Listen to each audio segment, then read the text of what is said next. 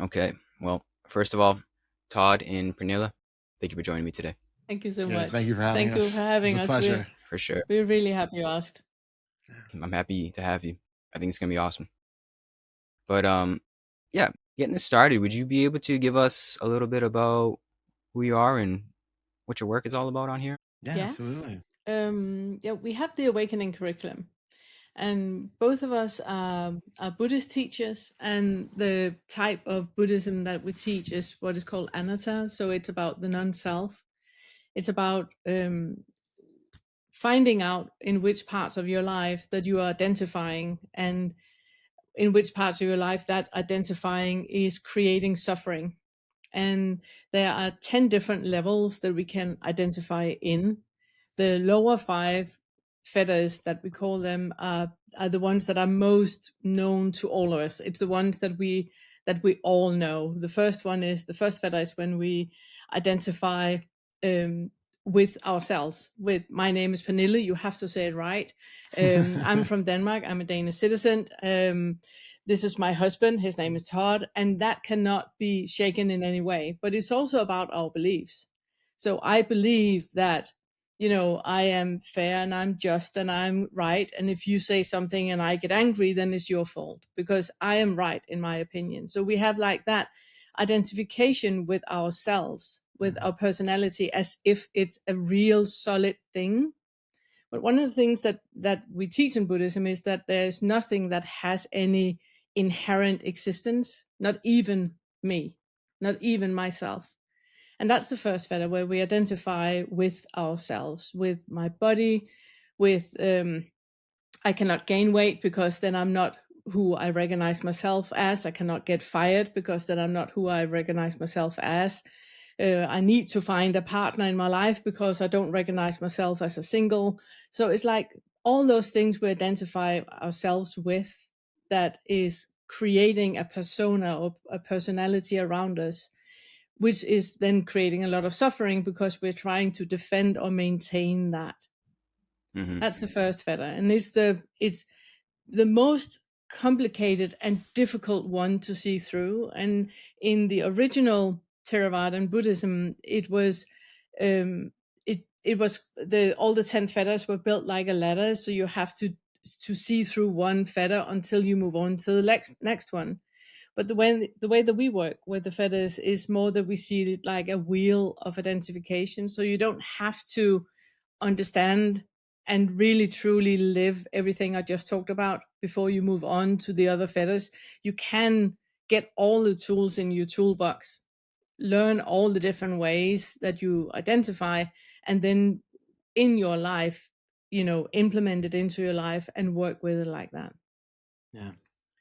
Yeah, it's well, did you want to No, do I more wanted before? to go to Okay. say talk about all the 10 Yeah, fetters, I but here wondered. we go. I wondered if we were going to do the whole. Oh, Do, of do, course we are.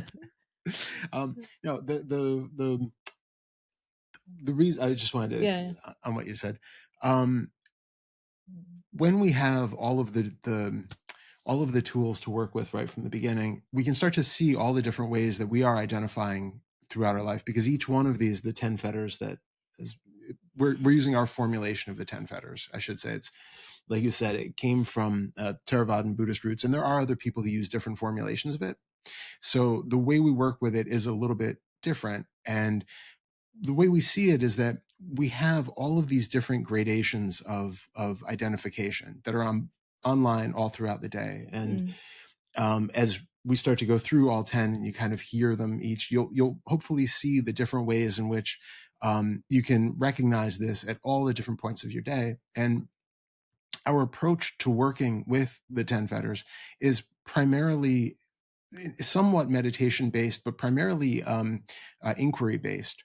So you'll have a lot of tools to use so that as you're going about your daily life, you can actually find, oh, I recognize, there is some sixth fetter sense of distance or space here that I can examine and use something to explore. Or I recognize that I'm feeling a craving for chocolate. Oh, I can, investigate into craving and desire right now.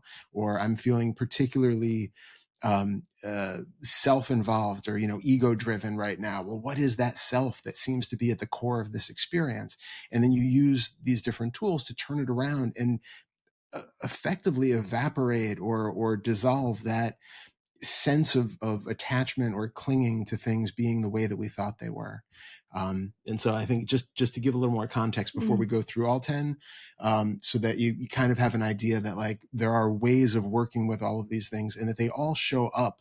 They're basically, the way we talk about the fetters are sort of like lenses or filters that each one is kind of blocking or changing our perception of the world. And they're basically all in effect all the time. And so we just have to see which ones are kind of most prominent right now and which ones are causing the most identification in the moment. And then we work with it from there. And because Buddhism is acknowledging that life is suffering, that we don't have much peace or calm in us before our mind is starting to create something new that it wants, something else that it wants.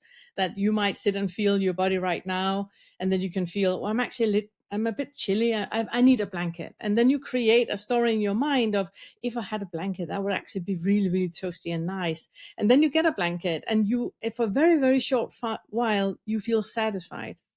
But the mind very, very quickly starts to look at what is missing now, what can be improved now, what can be better now. And in that lies that suffering that the Buddha is talking about, and what Buddhism is based on, that we constantly have that striving for something else than what is actually here. So something that we do, like Todd said about inquiry, something that we do in all 10 fetters, it's basically teaching people to become aware of, where are you right now? Where are you right now? Are you actually here right now? Or are you in your mind creating a story about something? And we do that all throughout the day.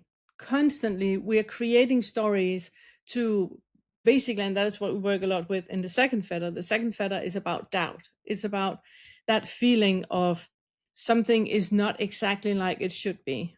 And what we do with the awakening curriculum is that we take a lot of shadow work into that as well, because the foundation of who you believe you are is created from the second trimester until you're 3 years old. That is when the HPA axis in the brain and the nervous system is created, and where your foundation of fight, flight, freeze, or please is created. And all that is happening subconsciously. You're not aware of that. So you can have a conscious awareness about things, but so you can have a conscious awareness about, I want to treat everybody nice. I want to be a nice person. I want to be a kind person. But then somebody yells at you, let's say, come up and yell at you and accuse you for something. Your nervous system is immediately being activated. And that is outside of your conscious decision. So you can consciously decide that, I'm Gary, I'm a really, really nice guy. But if your nervous system feels activated by fight, flight, freeze, or please, then your subconscious part of your nervous system is going to dictate how you're going to react. And the subconscious part of your personality is 95% of you. You only have a 5% conscious idea of who you actually are. So in the second fetter, we look a lot at those underlying beliefs that we have in life. We work with what we call emotional indicators. Is when we have like a feeling of fear, anger, guilt, and shame. It's where there's something about ourselves that we feel so shameful about that we are hiding it up and trying to create a persona that is different than who we actually are, which means that we just become in a bigger distance. Because if I accept you and love you for the persona you are creating for me, then I don't really love you as the person as you actually are. And you will try to maintain that illusion for me in every single aspect of your life, which means you will end up feeling distant to yourself and to me in our relationship. And you might risk that I do not want to accept the person that you actually are, because I prefer you to be in a certain way that makes my life easier. So in the second fetter, we work a lot with that, with the underlying beliefs that we have about ourselves and about the world. If is the world a safe place? Do you need to protect yourself? Do you need to hide who you are? Are you easily manipulated because you feel guilty about everything? And those things are created pre-verbal, which means that we cannot talk about it. You cannot take it from a feeling in your body into your conscious mind, and then we can talk about it, because it's a feeling in the body. So what we do a lot in the second fetter is for you to start to get familiarized with your body. How does it feel to be you? And when you feel fear or you feel shame, can you stay with that feeling of shame? Can you stay with that and not divert into something else? So that's the second fetter that we work with. We got 8 more to go. Yeah, I was gonna say, feel Oh free to yeah. jump in with any questions or anything as we're going along too. Yeah, well, I just have to say it seems very surgical, very precise in the way that you go about it, and I think that actually is the way to go about it, almost scientific, you know? Yeah, I'm autistic. So the world for me is very much understand when it's put into neat boxes. Mhm. And the way that I understood, I got introduced to Buddhism when I was 13, and to me that was the best. I wasn't diagnosed until I was an adult. So as a child, I didn't know that I was autistic, and I didn't know why I was so different than everybody else in that I surrounded myself with. And when I got introduced to Buddhism, it just made sense, because um it was like how can I say, like a manual to understanding life, Yep. understanding people, understanding motivations, and that made so much sense in me. So Mm. when I started to work with the feathers and the way that I understood it, I could see uh, interdisciplinary lines between. I'm a psychomotoric therapist, which is about how we develop. It's very much about developmental psychology. And I could see those, oh, but you don't know who you are because it's pre-verbal, it's subconscious, you don't know anything. Ah, okay. So you actually cannot decide that you don't want to feel greedy, or feel envy, or feel anger. You can't decide you don't want to do that because it's motivated by something in your body. So it just makes so much sense to me. So we created the awakening curriculum to suit my autistic need for everything to be in small understandable boxes. And the way that all the lessons in the curriculum are made is very, it's very informative. I am info dumping all the time, which is an advantage, because you can watch a lesson over and over and over again and you hear something new every time. But Mm. there's no stone that is unturned. Mhm. Everything has been looked at and twisted and turned and understood. So yeah, it I understand how it can come across like that. Mhm. It's because it is. It is. It Yeah. Yeah, is. exactly. I like to say if life is a video game, then Buddha created the strategy guide for Yeah, I love that. Exactly. I love I love that. that. Yeah. Yeah, and it. it's helpful. I mean, we talk to so many people because we have groups where we do Q&As, or just like people can come and just ask questions. And I also do one-to-one sessions with people and things. So we talk to a lot of different people from a lot of different backgrounds. And one of the most confusing things for people is like, where am I? I don't Mm. know what I have experienced. I don't know if what I have experienced matches what these other people are talking about. I don't know what the whole awakening path even means, or it depends on the tradition that you come from as to how you kind of break this all up, and how you describe one particular type of experience, and then the words that you use based on that tradition are going to be different from what somebody else Mm. who's having a very similar experience, the words that they use to describe it is going to be different based on their tradition. So this is absolutely just one more potential map of this, Mm. whole huge wide landscape that everybody experiences somewhat differently. But these are hopefully um, uh, specific enough aspects that are common to everyday experience for people, that you can start to see, okay, yeah, I recognize that in my daily life. I Mm. recognize that in my awakening progress. And then it gives us something to work with. So it's like there is, we should say before we go through all of the fetters too, that the fetters aren't real. And Mm. that's something that a lot of people also get locked into, is this idea that like, I'm going to break a fetter and it's never going to come back. And that is, it's done. I've really done the thing, which ironically is reinforcing that sense of self that is the first fetter that we talk about. Mm. So seeing it that these are helpful concepts, they're helpful tools on the path that eventually you also have to be okay with discarding. Mm. So it's a temporary map, but it's not the land, it's not the real terrain. It's just a helpful map of trying to make sense of it and get from, work with it and get from one point to another in a less confusing, less kind of abstract way.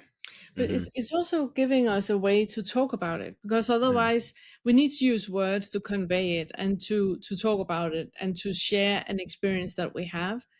And so therefore we need to use words like me and I and personality, and we need to use words like that to describe it. Otherwise we won't get anywhere. Then we're just sitting in that open spaciousness of being without any identification, and have to transmit from there, which is basically impossible. Like I said, that you only understand with your mind, with 5% of your understanding is understood with your mind. The rest is colored by how you were shaped pre-verbally.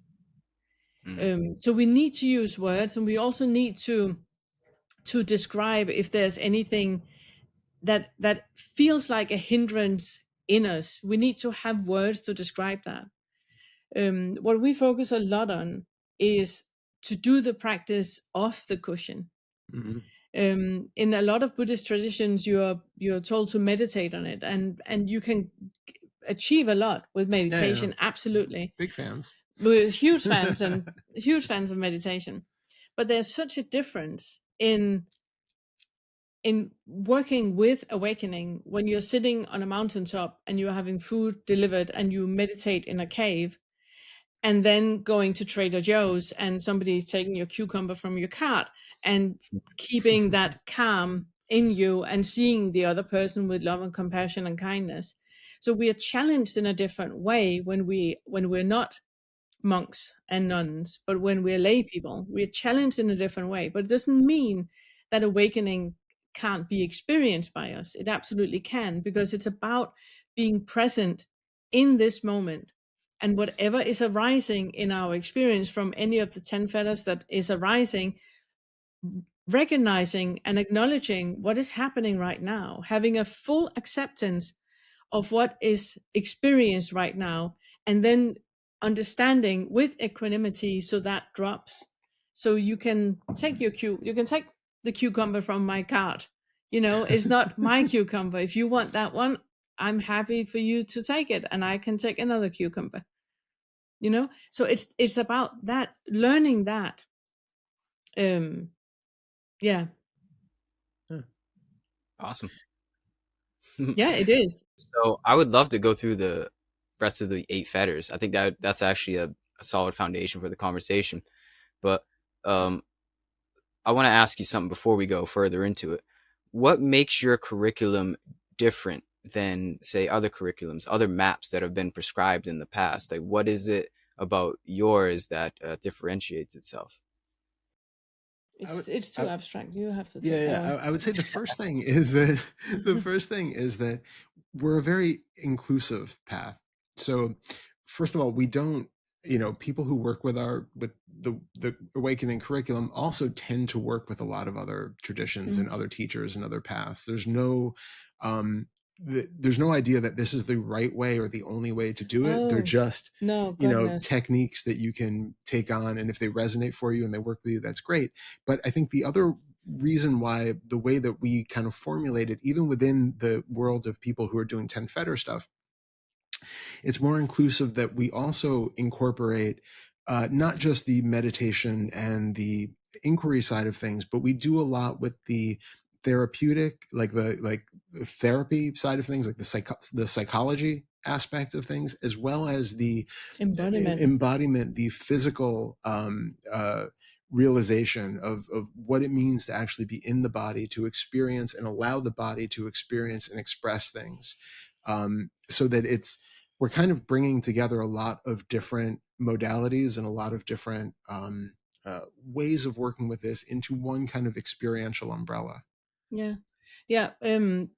Yeah, I really want to emphasize that Yeah, one, that we don't hold any truth. yeah. We're not wiser or more or better or anything that anybody else out there. We don't hold any truth No, at all. This is just one way to work with it. And if you're stuck in whatever you're doing at the moment, the solution might be in the curriculum. It might be that there's something that you haven't heard. It's like, I see our lives like a kaleidoscope, that you do one small tweak and then the entire picture is different.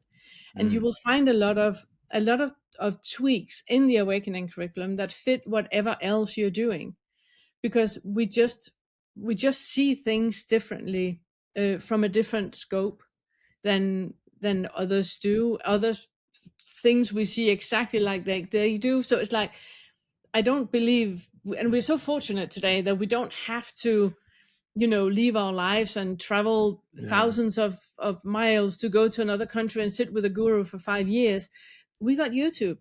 You can shop yeah. around, you can absolutely shop around, and then you can find what really speaks to you now, Yeah, and then do that, and then you find something else that really speaks to you now, then do that. There is none of us that hold any truth for anyone. no, You are your best, you know advocate and your best own guru in finding out what works for you. You just need to be absolutely honest with yourself and constantly be vigilant about, am I defending or maintaining something? Because the Mm, moment you land on a belief, you are just you're just identifying with that belief. If you have that idea, but everything in the entire universe is love, it's fine for you to have that idea, but just be aware that you have an underlying belief about everything in the universe being love. I'm not saying it's a wrong idea.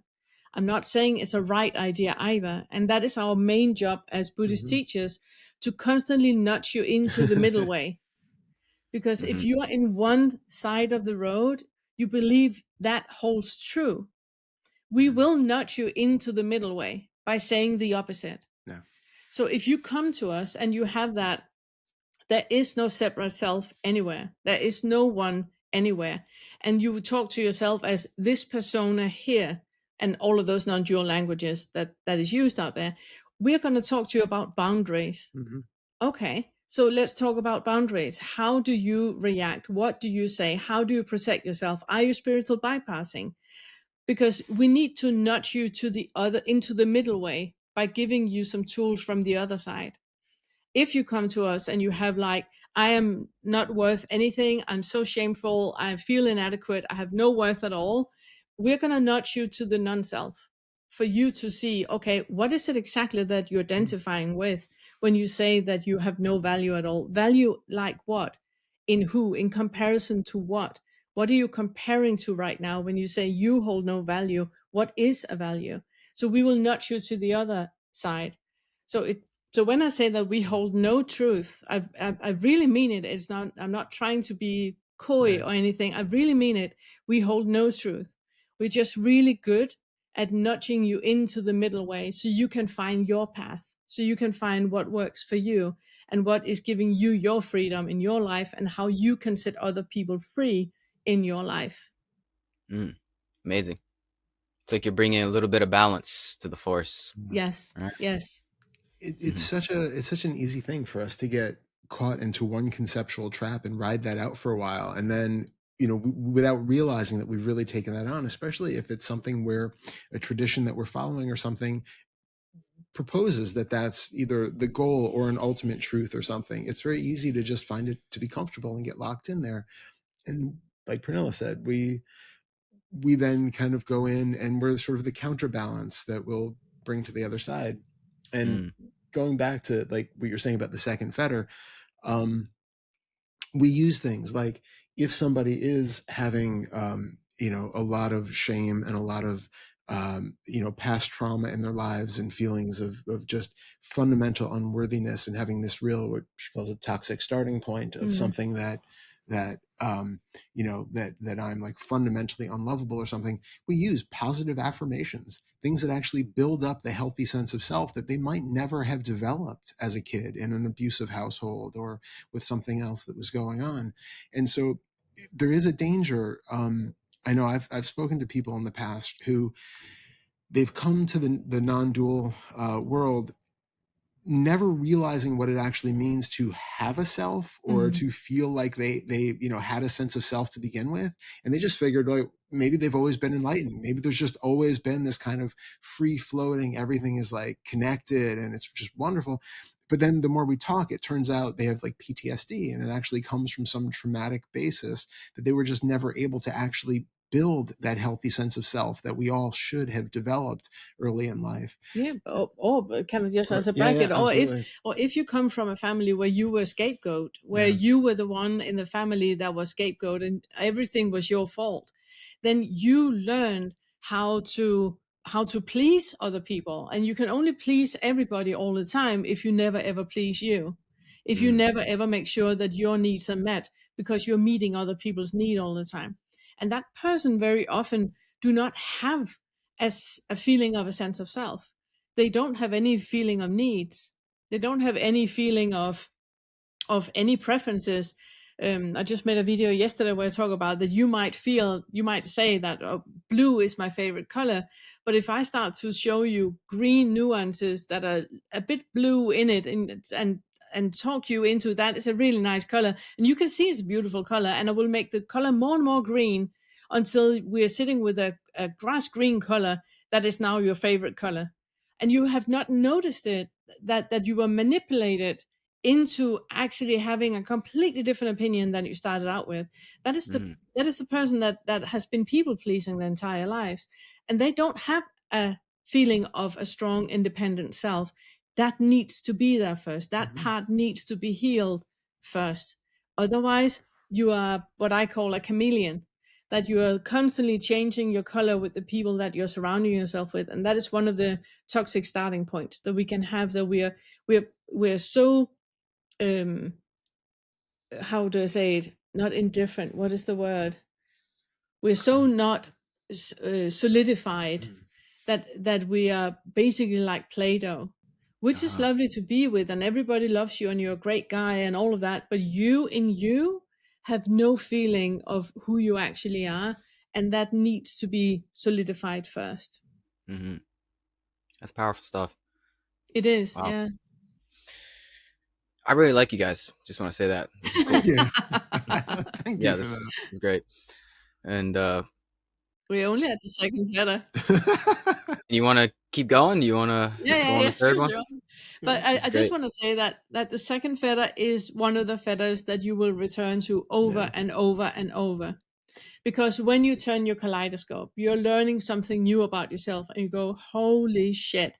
And then you go back to, for example, the lesson about the chameleon, and you see, oh my God, I didn't hear that the first time. But now Mm. you have a different starting point. You have a different understanding of yourself, which means that there's more stuff you can go through. Um, so the second feather is the big one, and it's one that people keep coming back to in order to heal themselves and to understand themselves. There are two more that people are coming back to, that, but we're getting to the. Yeah, I was going to say too, the also because like I said, we work with this as the sort of wheel of identification, as that primary sense of self, that first fetter sense of self is weakening and is less prevalent. You're going to have fewer barriers that keep you from Mhm. acknowledging these things. A lot of these were like defense mechanisms that have been keeping you ostensibly keeping you safe in life, and Mhm. have been providing a certain they've been providing a certain service for you. Mhm. And the for a lot of us, we haven't been able to actually even acknowledge that these things are going on. And the less identification there is in your daily life, the more prominent some of these things are going to Yeah. become. You're going to see them more and more and more and more easily. And then you're going to be able to work with them. And at first, it's probably still going to be really, really uncomfortable because these things feel real. There's a level of identification with our past history, with our sense of self, with that fundamental feeling that we have about our own value and worth and what we have to do. I mean, so many people end up on the spiritual path and the awakening path because of histories of depression and anxiety and Suffering. fear and Yeah. it's and just feelings of unworthiness. And if only I do this, I will be a better person. I will finally be worthy of something. I will finally release these shackles of depression and anxiety. And I'm one of them, by the way, so I'm speaking from experience. And so many of the people who we've spoken to have been on the same path. So the more we're allowed to release that identification with those things, the more we're able to start to recognize these patterns happening, and they become much more impersonal. There's less resistance to working with them. They actually become easier. And that's what, like Pernille said, we'll kind of keep coming back to the second fetter stuff and some of the other ones, because it becomes easier and easier to work with them, because you start to see, oh, this is just one of those impersonal behavioral patterns. This is one of those impersonal thought patterns. It's no longer me or mine. It doesn't define me and my history. It doesn't define what I thought, I needed to be in order to be okay living in the world. It's just another pattern that you can see, like constellations moving across the night sky, or weather patterns, and moving through from one day to another. And you can recognize, like, oh, okay, so it's kind of predictable. Every time I'm in this situation, or I find myself in this situation, this sort of thought arises, this thought of unworthiness, or judging myself, or comparing myself to others and feeling like I'm not as good as them. That comes up pretty much as regularly as when an eclipse is going to happen. It's predictable. If I'm in a situation where I'm with this type of person in, a business situation or whatever it is, I'm going to feel that. And it's as predictable as knowing when the next eclipse is going to be. And so now it's no longer personal in that way. Now you can start to see, well, why is that? What is the fundamental thing that's coming up? We can investigate what it feels like to just be with that feeling of unworthiness. We can investigate, does that concept even hold any merit? Is there any such thing as unworthiness? Who is the one that we are judging as being unworthy? How is that thing separate from that other person over there that's being judged by and is compared to? How is any of this a separate existence within this whole totality of everything? We can look at it in level after level after level, and just keep breaking it down into its to see that these are just these conceptual thoughts which rule our lives and have absolutely no fundamental existence. They are all empty of any inherent nature. And so we just see that in all these ways. And it allows us to keep coming back to the same material, but seeing it through a deeper and deeper lens, where it just becomes clearer and clearer and clearer and less identified. Yeah, love Beautiful. that. Love that. Yeah, that's why I like to refer to the spiritual path as a science, because it is very scientific. If you approach it in the way that you just described, it's trial and error pretty much. Yeah. And just like any other science, it's kind of follows that same formula of, does this work? Yes or no. And then if it does, then you just keep going with it. If it doesn't work, then ideally you get rid of it. I think we're creatures of habit, right? We sow certain rituals in our life. We have since birth. I believe it's just like seeing what rituals don't work for you and then seeing what does work for you. It's so funny because the third feather is habit. Rites and Here we are. rituals. Perfect It's transition. It was a perfect transition. it's because exactly like you say, that in the Buddhist text is called rites and rituals, but in normal talk that is what we call habits. And exactly like you say, we have built so many things around ourselves that is based on our habits. I need my morning coffee, and if I don't get that, I'm cranky all day. So I have my coffee, and never ever look into, why am I cranky all day if I don't get my coffee? We have I just those quit coffee too, so that hit home. Oh, well done. Yeah, I feel a lot better now, for sure. that's I know, amazing. right? but you were addicted to that caffeine for a reason. There was something that you were diverting from to not feel. Mm, And I was sitting and thinking about when you were talking just before that we have those things that we never question. If you come from a family that is where it's like, two emotions are allowed. One of them is like just being mellow or happy or content and not being hurt, and the other one is anger. Those are the only two emotions that are allowed. If you're sad, or if you're confused, or if you are um, quiet, or if you are pensive, or if you are, that is not allowed. The family would explode on you right away to get you back into being in a certain way.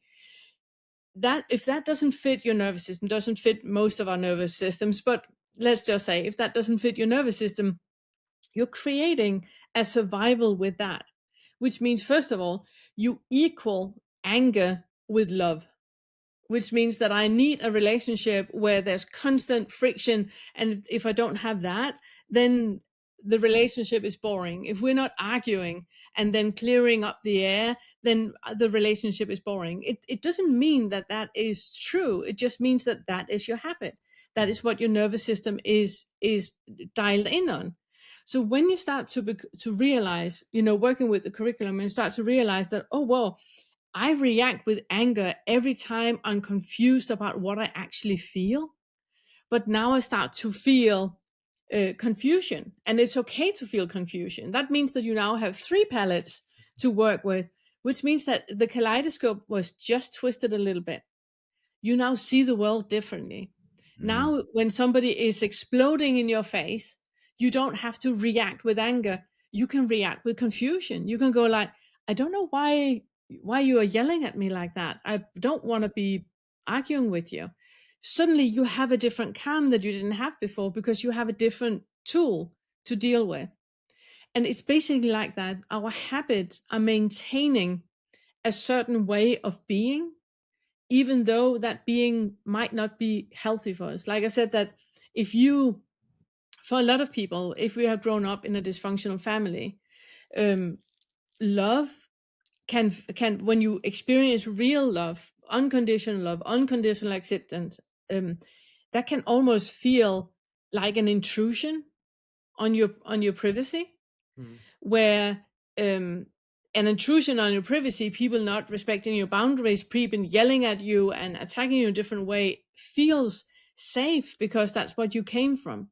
So, so the anger and all of that feels like love, and love feels like mm, a violation somehow. So violation feels like love, and love feels Mm. like a violation, right? mhm, So it's really becoming aware of what have you created around yourself to maintain your rites and rituals, your habits. So nothing is rocking the boat. What are you defending and maintaining?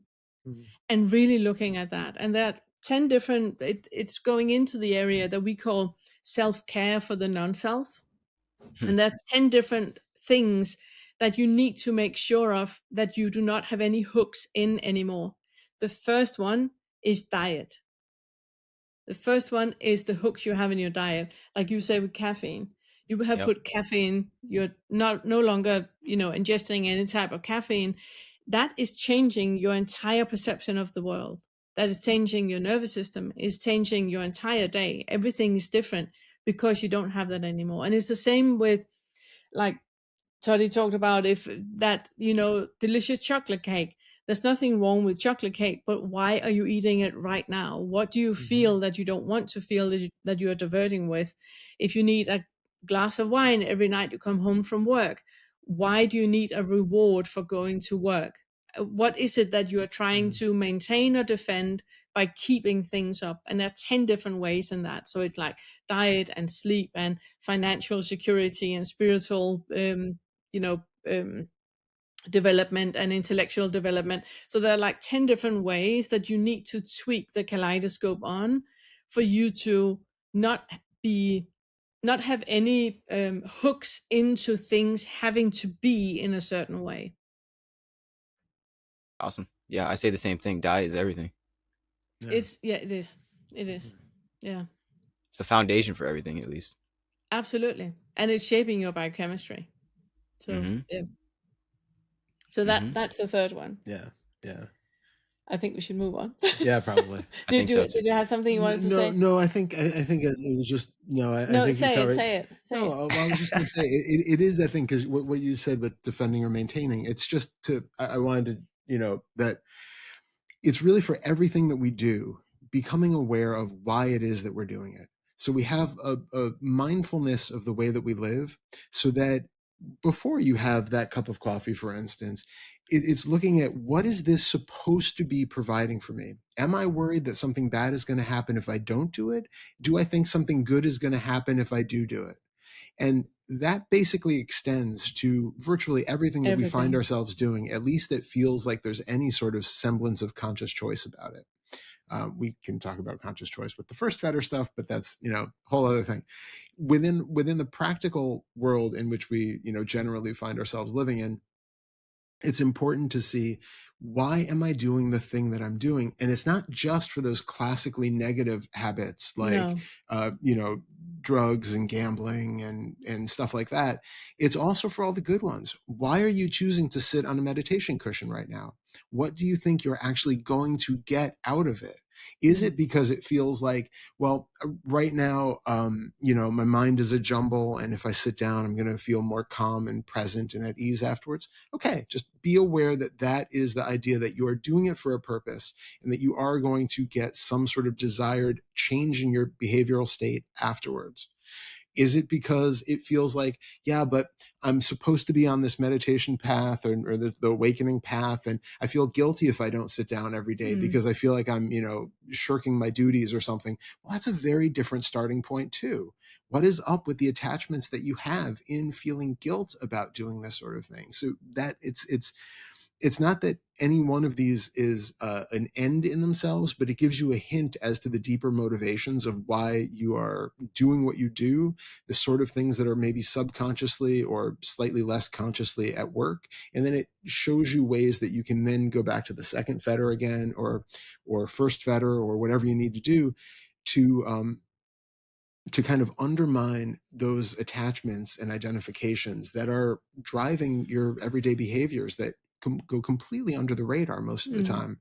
We just assume, yeah, but I'm eating chocolate cake because it sounded good and I felt like it. I'm gonna, I made myself a goal that I'm going to sit on the meditation cushion every day for the next 365 days. Okay, but what is in that? What, every time you go to do it, what is in that experience, and what is, how would you feel if you didn't right now? There's a lot that you can tell. Like, we suddenly feel these contractions in the body and feeling like I'm letting myself down, or I feel super guilty, or, I'm going to be punished for it, or something that arises. Like, that's not about the meditation. There's something else deeper there for you to look into. So that's why we advocate that. And it's really about keeping that meta awareness all the time. Yeah. What we call on seeing things from the fifth floor. And the metaphor is basically that when you're standing in the maze, it's difficult to see your way out of it. But if you crawl up to the fifth floor and you look at the maze from above, you can see everything, how everything is interconnected in a way that you didn't see before. But to get that meta awareness, you need to look at everything without any judgment. Whatever is arising, it's okay. It's just giving you an insight to another facet of you, another twist on the kaleidoscope. It's okay. You are not doing anything wrong. So it's also, for example, why are you giving a tenner to the homeless guy? Look at that without any judgment. I feel guilty. I just had a raise, so I feel guilty about that raise. Okay, what does it mean? What is it you think about yourself with getting the raise? What is in it? Or I gave a tenner to the homeless guy because now I'm going to tell everybody that I gave a tenner to the homeless guy, and everybody's going to think that I'm such a gracious, generous person, and I'm going to have so much on that. Okay, just look at that without judging yourself, without thinking that is fucking disgusting. No. Up to the fifth floor. Look at it without any judgment. It's okay. Yeah. It's okay. It's about looking at that undercurrent you have in your underlying beliefs. What is that driving force in your subconscious that you're not even aware of? What is motivating you to do things? Why do you do them? But look at them without any judgment. Whatever surfaces, it's okay. It's okay. As you said, we do approach this as a science, and I think the thing that we really try I don't want to say hammer into people, but the thing that was going to That's come a out wonderful, You already said wonderful it. thing. really I wrong way of love putting it. that. We're hammering things into people. No, the thing that we really try to Emphasize? to emphasize, that was the word I There was we go. looking for. Thank you. Try to emphasize is the need for that open curiosity, that where we're coming at things like a scientist who doesn't have any stake in the game. Yeah, You know, it's anthropologist. just exactly. It's just pure curiosity of seeing how all of this is functioning, and the fact that it's not necessarily the way that I thought it was. So we go into all of this, all of the inquiries, all of the meditations, all of the stuff that we do. It comes from that impersonal scientific curiosity standpoint, where it's not me trying to fix my life and you know, doing this because I'm going to escape the cycle of samsara and all of that. It's just like really being curious about this moment's experience without all of the other layers of assumptions and judgments and beliefs that we've put on top of it, and just seeing how is it showing up. And isn't it fascinating that it's popping into existence the way that it is, and that I have never seen it this way before. Even if we're in the same situation that we've been in, relatively speaking, I have never seen it this way before. And there's a difference in my experience of it now versus if I'm just working out of autopilot, going through my daily routine, living out of the habits that I've always lived out, living out of the sort of clouded veil of belief that I usually do. It's a very different world that you're interacting with in that way. So it's really coming back more and more to that, from that open curiosity where there is no judgment, no, we're not doing any of this for a purpose. Ironically, that would be back to the third fetter. We're not investigating to get something out of it. It's just the pure, incredible curiosity of the moment and what unfolds. Yeah. That's freedom. Yeah, Yeah, exactly. And it's also in a position where not only are you free, but you're also setting other people free. And that is segueing us into the fourth and the fifth fetter. Yeah. The fourth fetter is about all the things you want. And it normally, when we talk about it, obviously it's about, you know, the cookie and the coffee and the chocolate. and the chocolate. But it's also about, you know, wanting you to be in a certain way. You can't talk to me like that. You need to talk to me in a different way. You need to show me respect. You need to, all of those things. Just because I'm your boss, why do I have a need for you to be in a certain way? So it's all the things that we want in our lives. And we're back to what we talked about with the blanket when you're a little bit chilly, and with a glass of water, and that want never changes. I mean, just look at the billionaires. You know, they wanted to be a millionaire, and then they wanted to be a billionaire, and now they want Mars. You know, it's like it never ends. It never ends, because we constantly have a craving for something else than what is here. And in the fourth and the fifth fetter, we work on becoming aware of the diversion of that, because you're diverting away from that icky sensation you have in your body of being you by wanting something else. You believe that that icky sensation you have in your body is going to change. And it's almost like there's a parallel reality where I don't have this icky sensation. So I want to become awake. I'm on the awakening path. I want to become awake. So I am not me anymore. So this icky feeling of being me is going to go away, because in this parallel reality, I'm awake and I don't feel icky anymore. So I want that not to feel this. And that is the fourth, fifth fetter, where there's something we want. So there's something that, because of something we don't want. And those two are tied in together. Do we actually say that? I don't remember if we actually said the name, but the fourth fetter is craving or desire, and the fifth Hmm. fetter is aversion, or ill will. classically ill will, Yeah. but that tends to not make sense to people. So it's basically exactly it's craving and aversion. And aversion. So all the things we want and all the things we don't want. And when we work with the second fetter about doubt, when it's all the underlying beliefs that we have about the selves, and we have the toxic starting point of of the world having to be in a certain way, that really is becoming very, very clear in the fourth and the fifth fetter. Because with all the things you want and all the things you don't want, it's pointing straight back to you. You know, when I'm pointing fingers at you, three fingers are pointing at me. It's pointing straight back to me of what it is that you are evoking in me about me that I don't like. Mhm.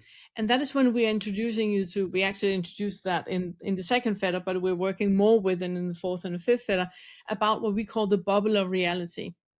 That you have a bubble around you that is how you view the reality. Yeah. Whatever I say to you right now, you can only hear what you already know. You cannot hear anything that is not part of what you already know. If I start to speak in Chinese and you don't speak Chinese, you are not hearing what I'm saying. It's the same if I'm introducing you to a concept that you have not heard about before. You don't truly understand what it is I'm saying. You're going to reinterpret it based off of the understandings that you That you already so that have it fits the preconception of something you can of make sense of. of what you already believe. Yeah. Which means that it's that confirmation bias that you only hear what you want to hear. Hmm. So when you hear somebody is attacking you or is aggravated at you or is treating you disrespectful or anything like that, they're actually not. But that is what you hear. And that is interesting. That is the interesting part, because that is when the bubble of reality around you has mirror on the insides. So whatever you think you see or hear other people are saying, it's just a mirror of what you need to look at in yourself. Yeah. Hmm. That's good. I think that's also like the basis of, we've all heard this before, of creating your own reality, Mm. manifestation. It's not necessarily like on a physical level. It's all about the mind. The all is mind, and you just Yeah. described it very well right there. Yeah. Yeah. Yeah. I mean, the mind is effectively creating the totality of our world, and it is this. It's the weird, ironic kind of. Um, Sorry, my words. I think we haven't quite caught up with the time change yet. My I words feel are you. still a few days behind. Where are you guys located, by the way? I'm just curious. New Upstate New York. York. Yeah. Oh, nice. I'm in Massachusetts. Oh, Kind of okay. close. So not too far away. That's cool. Nice. All right. Um, yeah. So. Oh wait, what was I saying? I don't know. We were talking about the all is mind. The mind Oh, creates. yeah. So the irony is that on this sort of level, we we can never see anything that isn't part of our own creation. You know, we know that there is a world out there in some form, but we know based on current neuroscience that what we see is the brain's creation. It's a Mhm. representation of whatever happens to be out there, and it's something that we are uh, creating in the moment for our own utility. Basically, it's how we have learned as a species to navigate this strange world. And so on one level it seems very isolating, right? Because like I can only experience the world through my own beliefs, through the it's the projection of what I have experienced in the past and what the brain projects might be there now based on prior information that it's taking in. So if that's the case, then on one level of experience, we could say that we have these profoundly isolated bubble existences where whatever I say to you is never really going to you, and whatever you hear is only being filtered through all of your priors, all of your prior conditioning. And the way that you view everything is basically it's like your own little internal matrix, it's like you live in your own little bubble of everything. The interesting thing is we then will, once we get to the sixth fetter, start to kind of break out of that and see how the irony is that there is still this internal cohesion where everything is effectively unified. But it's important to be able to entertain all of the different steps along the way so that we recognize that there is a limitation to the amount of damage other people can do when they are, saying something to me, and also recognize that, like Pernille said, every time I'm judging somebody else for their behavior, I'm probably either recognizing that recognizing a behavior in them that I'm mostly unaware is in me. There's some aspect of me which I do not approve I would of, and I'm never saying do that. I would exactly. never do that. Yeah. Whenever you say that, look in the mirror and see, Yeah. where are you doing that? Exactly. Right? For example, I would never ever treat you so disrespectful that you are treating me right now. I would never do that. But I am right now, because I'm not meeting you with an open heart. Yeah. I'm judging you. I'm creating a wall between us right now. I am exactly doing what I'm saying you are doing. So it's that constant reminding of whatever you hear. You have tears in your ears. You're not hearing the other person. Whatever you see, you're blind. You have colored glasses. You're not seeing what is actually there. And the more you become aware of that protection being in place, of your toxic starting point, of how you view the world, the more you also become aware that everything you think you see and everything you think you hear, it's just that. It's just what you think. It's not real. You can open your heart and be in a connection with another person because you cannot be harmed. Powerful again. Wow. Okay. I don't have anything to say to that, to be honest. It's good stuff. We have much more to say about it, but I think we should move. I think we should move on. Yeah. If Yeah, we what are we want on to, 6 I now? mean, we have retreat where we're working. Weekend retreats. We had just had one where it was only the 4th and the 5th fetter we worked for on 3 days. For 3 full days. It was nothing else we worked on. Yeah. So because there's so many things to unpack in our experience. And what is really important about all this is that we don't want anybody who is sitting and listening to this to just hear it with the conscious mind. We want them to feel it, and we want them to implement it. We want them to reflect and be curious. How can you meet yourself with more love, compassion, and kindness than what you do right now? How can you meet other people with more love, compassion, and kindness? And if you feel that you can't because it's too dangerous to do that, go to the second fetter. Work with it. There's material there for you to work with it. So you can set yourself free and you can set other people free.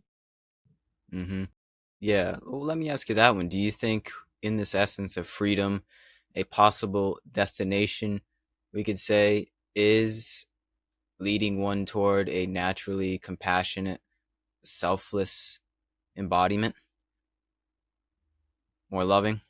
Yeah, there is nothing else. That is the foundation. That is the only thing that is there. Everything else, every single conflict you feel in you is self-created. You were taught to believe like that. You are an adult now. You can reteach you to how it is to be in the world. You can acknowledge that your nervous system is geared in a certain way, and then you start to downregulate your nervous system. You start to heal yourself. And that, because whatever you were taught with, whatever your parents taught you, whatever your dysfunctional upbringing taught you, is not truth. What we are saying is not truth either. But you can, in you, feel what is giving you peace and go for that, because that is the closest you get to what reality actually is. And we don't know what, I'm not sitting and saying we know what reality is. We don't. Nobody knows what reality is. Nobody knows what awakening is. We don't know what it is. We know how it might be experienced when you are in a physical body and you have like this meat suit that you carry around, and you have a psychology with going with that meat suit. We can say what it kind of looks like, but we don't know if that is real, because awakening for an ant look different. For a dog, it's different. For, you know, a tree, it feels different. So we don't know what reality is because it's perceived differently by every single being on the planet.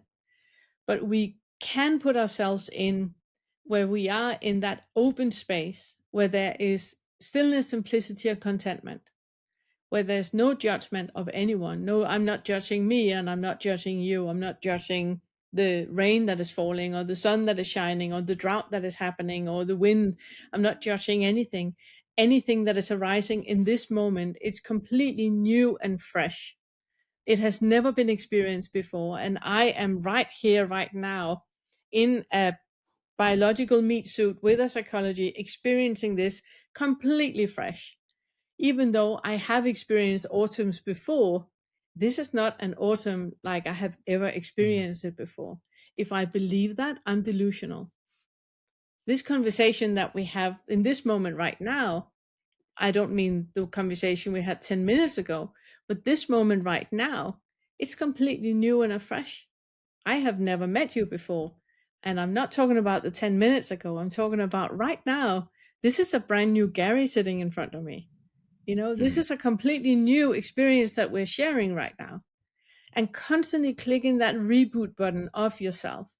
So you are in that constant experience of stillness, simplicity, and contentment now and now and now. You cannot drag anything with you into that. It needs to be absolutely pure. And that is there all the time. When we believe, for example, when you asked the question, I can't remember how you asked it, but if we can get to the point, if we can like reach that, if we can have that as a goal, to be in that open spaciousness where there's just love and compassion and kindness, and if we can have that as a goal, you're delusional if you think it's not here. Mm-hmm.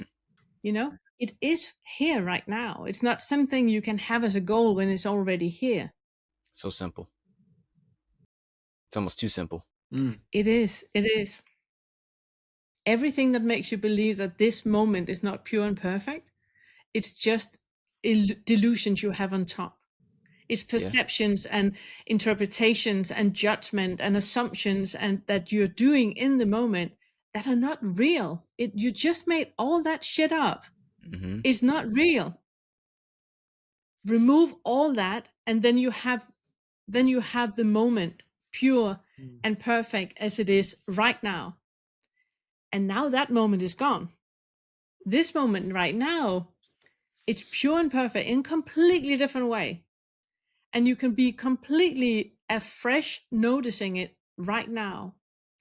And this is something we work a lot with, for example, with people that has chronic pain. Because when you suffer from chronic pain, you have the idea that I have pain all the time. So you kind of like draw time out. You make time real as if it's real and not just another dimension of experiencing. So you can experience this moment. How does it feel to be in a body right now?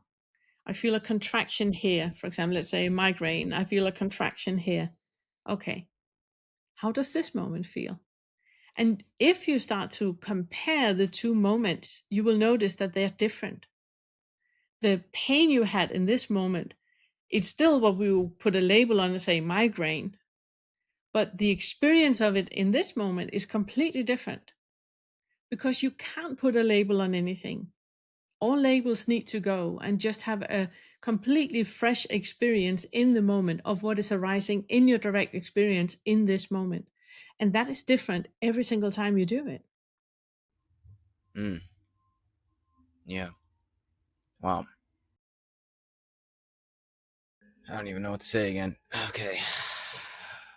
Yeah, I get the points in conversation like this where I'm just like, okay, And we're halfway. very still, very silent. Yeah, we're Yeah. halfway. We're gonna keep it going. But that's wonderfully explained. I thank you for sharing that.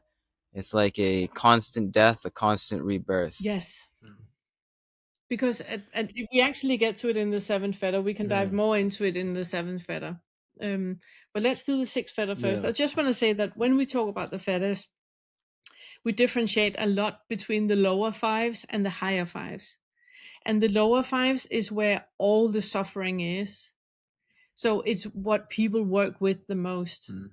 The higher fives are very easy. They kind of like fall into place of themselves when the lower fives are sorted. There's still identification in them, but it's a much more subtle form of identification that tends to be a lot less problematic in our daily lives, because it doesn't have the same kind of gripping and clinging and struggling for survival and deflection like the ones in the whole first maintaining defending thing is not an issue in the higher fives. It's not at all what we are talking about in the higher fives. So there's a shift in the conversation that we're going to have now when we start to talk about the higher fives. And what we it's one of the reasons why we enjoy working with all the fetters as a wheel of identification. So you can work with all of them at the same time. And there's so many amazing tools in the higher fives that you can actually use and help you in the lower fives. So it's also why the entire curriculum is out there. You can, and it's for free. You can just go on YouTube, do all the fetters if you want to. It's like a year long, process that you can go through and jump around it. After you have done it once, you can jump around it in whichever you need more. We also have a sort of paid out, well, for the first fetter we started putting together a thing based off the same material from the YouTube stuff, but then I also wrote a lot to go along with it, and it's very meticulously kind of works you through with lots of inquiries and that sort of thing. The idea is eventually to do more of them, but that is going to be long done. So everything is for free other than that. Everything's for free, but we have the first fetter course, like Todd said. That is, if you want to dive more into the identification that you do with the separate self, then there's a paid course, and it's only $50 or $49. And it's basically just to it's more to support our work than it is to actually pay for it. But it just is for people who want like a little bit more kind of hand holding through it, I think, and with a little more like practical examples. Because in the first fetter stuff, there's so much material because it covers so many things, and a lot of the videos you might just need a little bit more practical examples with it. And right now I'm making a new series that is called Heal to Awaken, which is working very much with the second fetter about the toxic starting points. And if you come from a narcissistic abuse, or if you come from, traumatic childhood or dysfunctional family or something like that, then you have all of those wounds, and there's so many things that need to be sorted. So I'm working right now on a kind of like a series that is helping with the second fetter. So there's lots to dive into. Okay, onto the sixth fetter. Onto the sixth fetter. So in the Can I just say something? It's interesting, isn't it, how we explain how it's so simple, hidden in plain sight. Yeah. Right? We overgloss it in some way. Right? It's really just about being here and now. But also, on the other hand, on the other side of the coin, there is the science. There is a lot of work, per se, that one has to go through to see the simplicity. How would you say that to someone that doesn't know any better, like how that makes sense? You know what I'm getting at? It's too abstract, the question. Okay. It's because I think it's probably safe to say that we all came into the world with this very fresh, unaffected, open, enlightened sort of way of being, and pure. And throughout the course of our upbringing, throughout all of the things that happened that impacted the nervous system, the way that this organism learned to survive in its environment, it started to create all of these additional filters onto its existence. And it was necessary, for survival. But now that once we reach adulthood, we start to see that a lot of these are no longer useful, and some of them are really maladaptive strategies.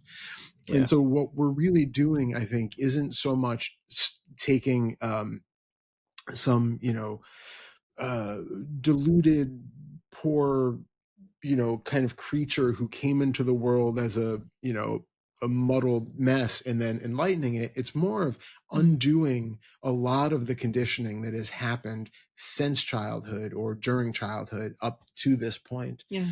And so I think it is, it's the way that it always was, but this whole system has become conditioned so much to not see it that way. Yeah. And that really, it's our kind of strong thing. And I've heard recently, I really like this term, and I don't know who originally used it, but is that you can have an awakening experience, which is like you get this sort of maybe one-time event of you've either had meditation insight or inquiry insight, or for some people it's on psychedelics or something. You have like a real paradigm shifting awakening experience, but that whole liberation aspect actually is the years of deconditioning work that you do after that to kind of stabilize and deepen and have that become more and more of the everyday experience, as opposed to just a sort of conceptual uh, beacon that we hold up, as like a lighthouse. Like, oh, okay, I know that's what it's supposed to be, but I don't experience that at all in my life. And it's great for a while to have that conceptual lighthouse to kind of direct our lives by and to kind of navigate towards. But ultimately, it's about working with it in daily life so that it becomes more and more our lived experience, as opposed to just some wonderful ideal that we strive for. Mm. Hmm.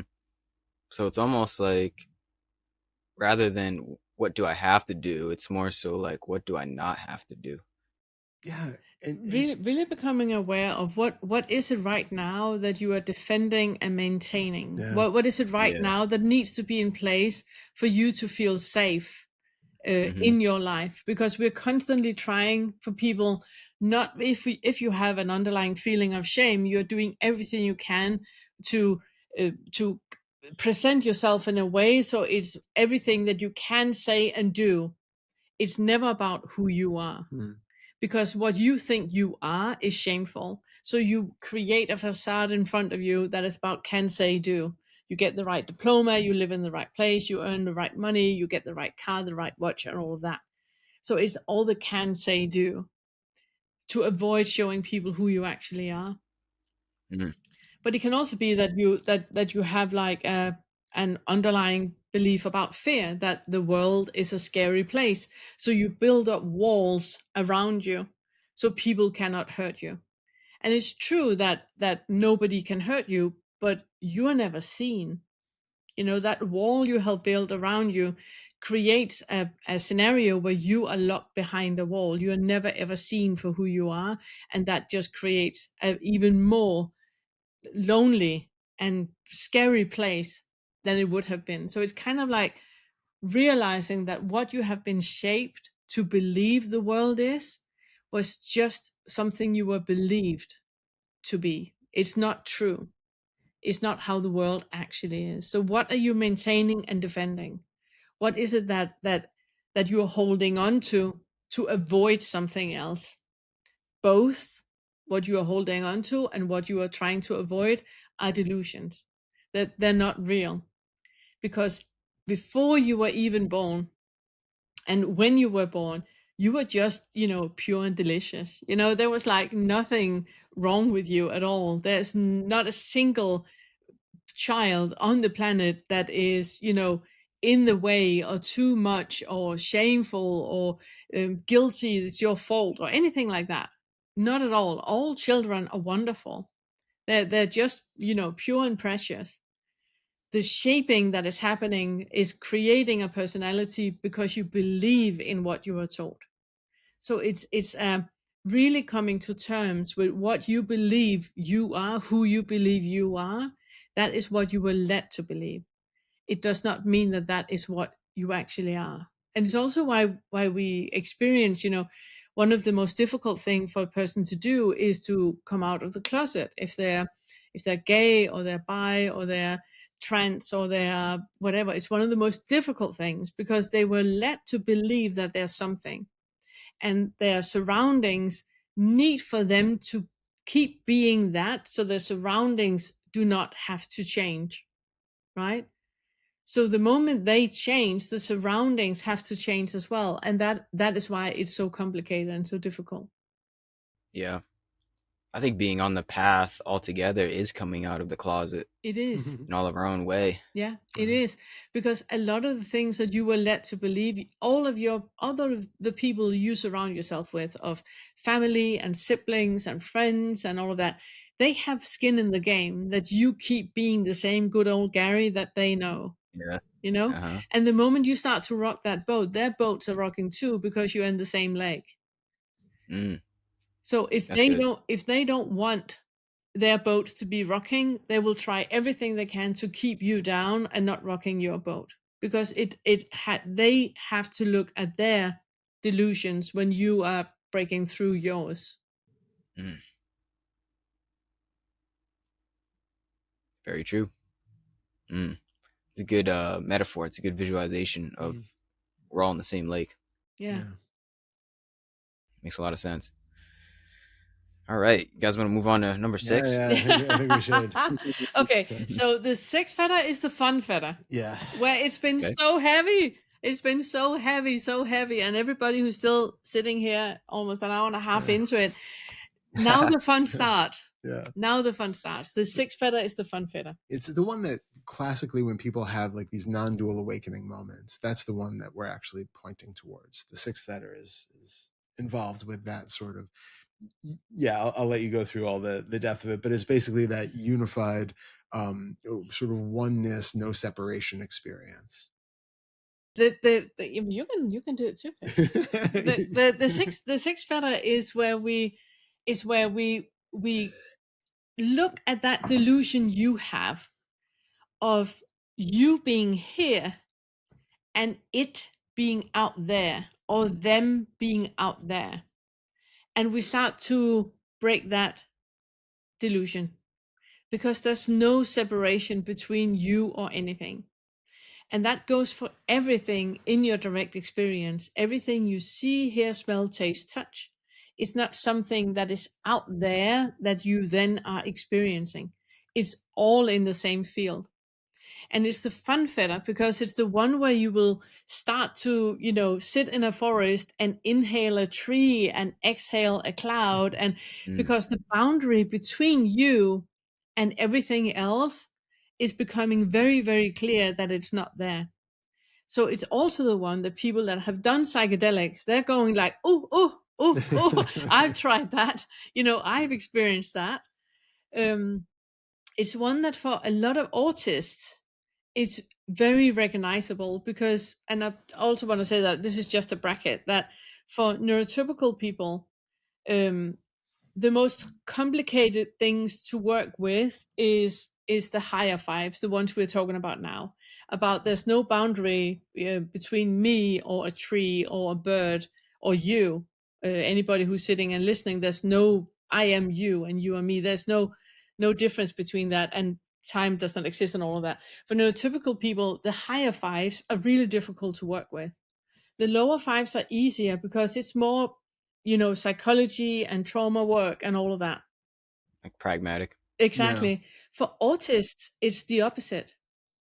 Mm, We have more experiences with life being like it is in the higher fives, when the delusion about separation is not there, time doesn't exist. A lot of synesthesia. Yeah, exactly. Synesthesia, that, for example, feeling a color or smelling a sound, or so we have much more of that. The most complicated part for us is the lower fives, working with the lower fives. So when we come to the higher fives, for anybody who's on the spectrum, it's usually a breeze. It's more like a reminding of how it was when I was a child, back when I was a tree, you know. So it's like it's a different experience for autists. But the sixth feather is the one where you start to realize that when you think a color is a color and a color is something you see with your eye, you can also hear a color. And you can smell a color, taste a color, and feel a color. The same with a sound, that the sound is not something that you just hear with your ear. You can also see a sound, or you can smell a sound, you can feel a sound.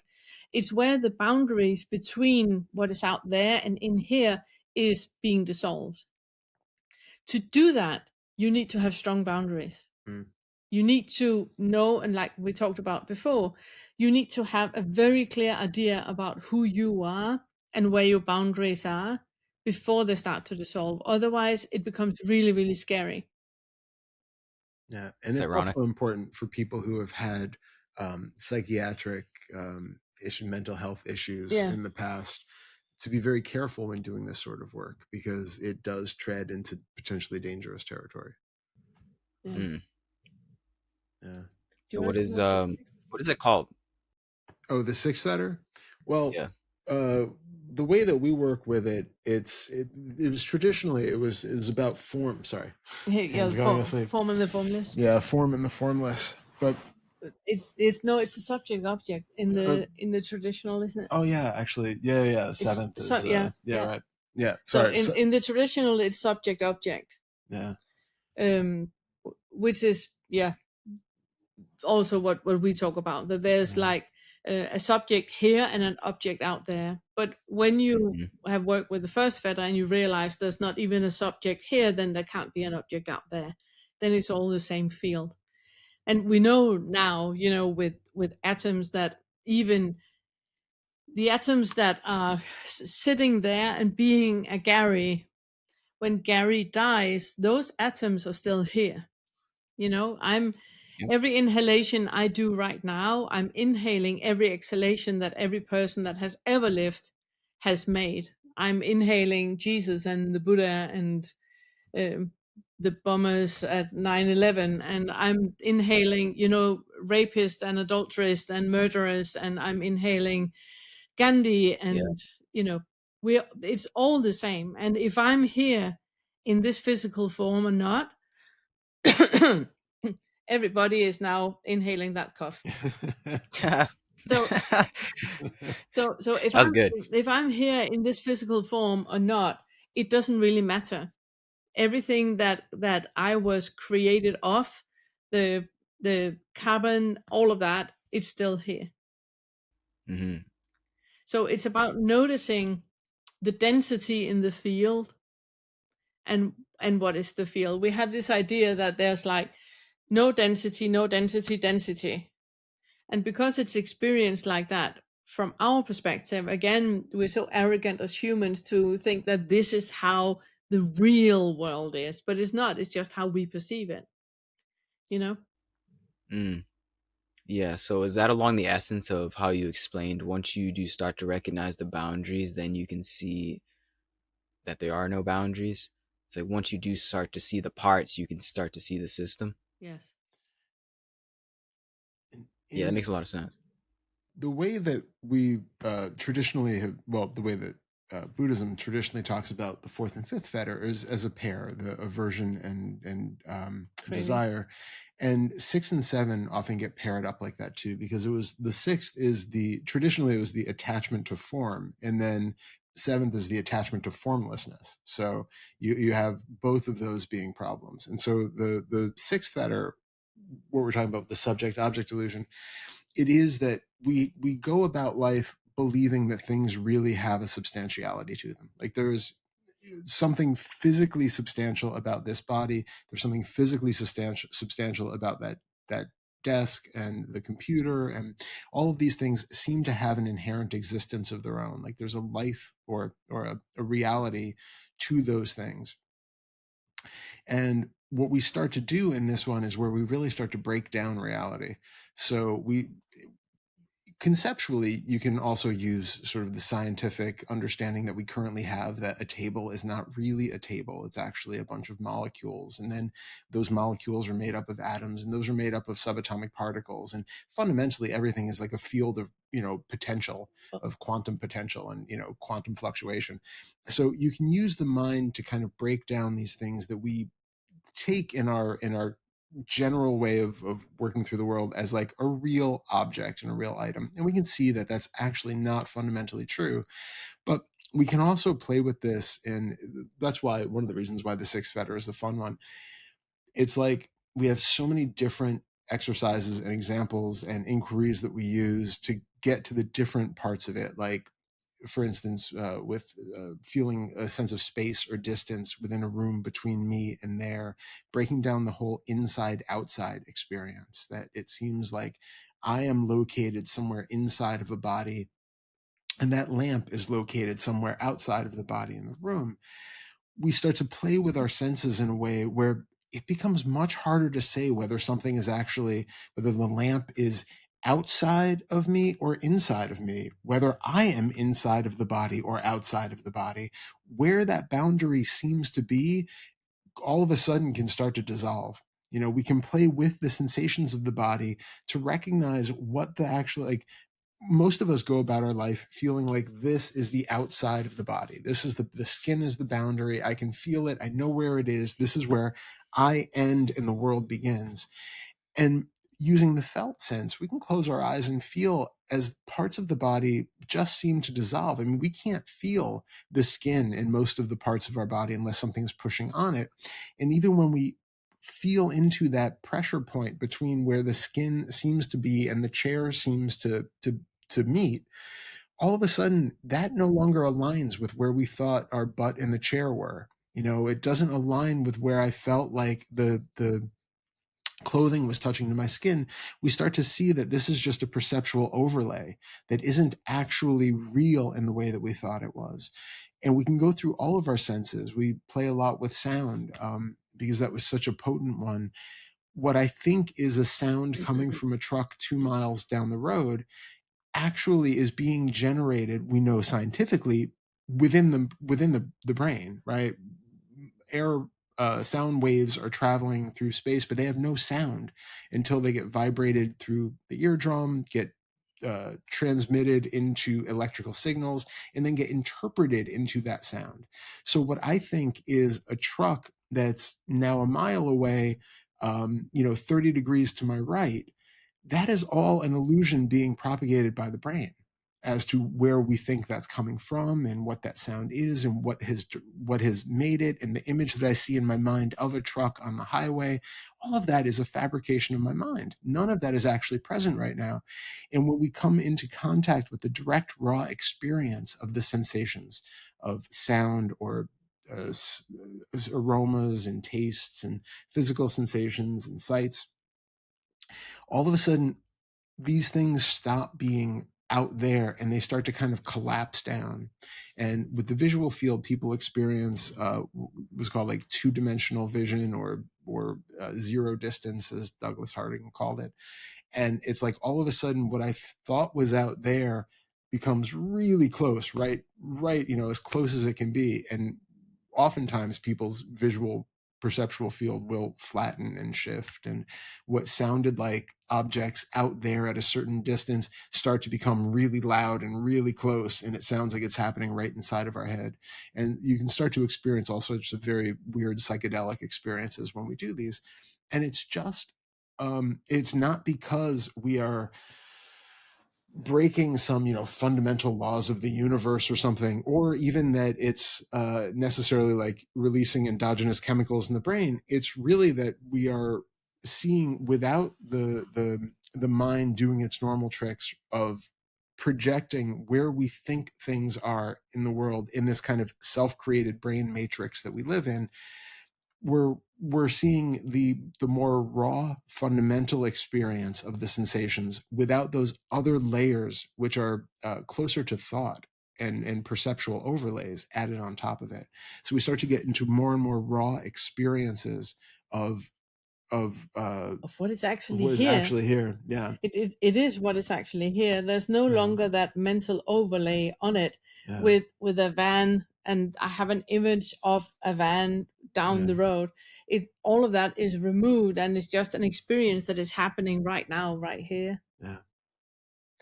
Mm. So really fun one to explore. It's But I mean, we it's a have fun one, and there's so many. I have so many videos of It's the fetter that has the most material, because there's so many inquiries, there's so many things that we're dissolving, and it's all about about realizing what is actually here and what has been here all along, and becoming aware of what is here and not what you think is here. It's Yeah. you think it's a van, or you think it's a dog, or you think it's, but what is actually here. Yeah.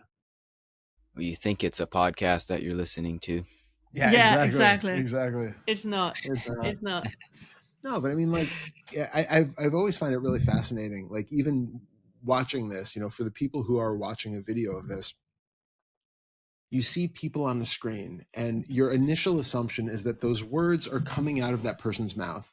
And even on a computer screen, kind of consciously that that's not the case. This is a visual representation of an image. The sound is coming from a separate speaker location on the thing. It's not really quite that, but take that now into the real world and be with somebody who's actually speaking.